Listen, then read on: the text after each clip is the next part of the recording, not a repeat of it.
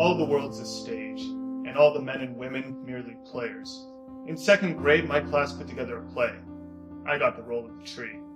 Ever since then, I understood that people think they know who I am based on what they see. Have you ever seen a lesbian and thought to yourself, she just can't get a guy?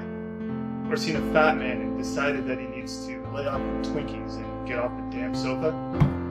Who the hell are we to judge based on superficial traits, age, race, disability? Is this the sum of identity? People like me have always had to fight against prejudice, discrimination, bias. We've had to fight against those little checkboxes that make you think you know me. Until the internet came along. Online, I'm free. I can be an action-seeking harlot, a Bible-thumping zealot, or any other way I choose to define me. My username was a typo. Misunderstood turned into misunderstood. But what difference does gender make when all you're doing is matching candy or minding the farm? If you're so worried about me being around your kids, give them a bike instead. Live and let live. Better yet, enjoy the freedom to escape the performance of identity and societal norm and enter a world where you can create a whole new life. There's a meme going around. Always be yourself. Unless you will be Batman. Then always be Batman. Or a unicorn. Or Jedi Betty White. See, the web thrives when you're not being yourself, because that's when the best stuff comes out. The snarky comments, the gossip, the shaming. The stuff you only say when you can hide behind a mask.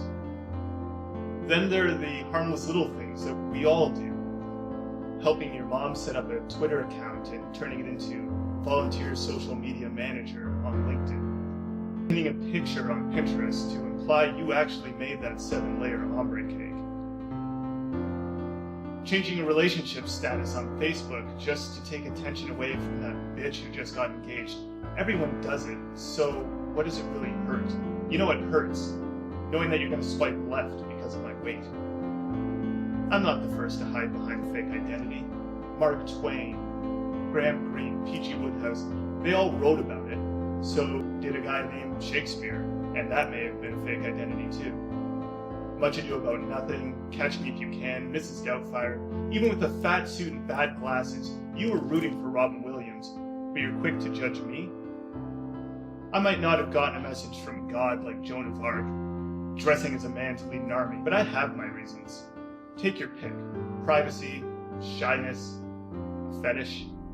To be as important as the bankers and the lawyers, to diss the divas and the haters, or just plain none of your business. But my real reason? It wasn't anything creepy. I didn't create a fundraising page claiming that my cancer treatment would cost 50 grand at least, or invent a persona to narrate the experiences of a gay activist in the Middle East. My husband used to shout, but the day he hit me was the day I started looking for a way out. After I finally moved away, I withdrew.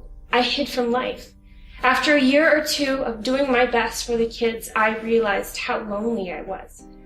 I did what people do, and I made a dating profile using a picture I found online.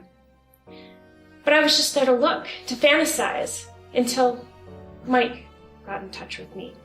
He preferred reading to dancing, tea over beer. It was the little things, you know. I started to fall in love with who he was, not his identity, and he felt the same until he met me.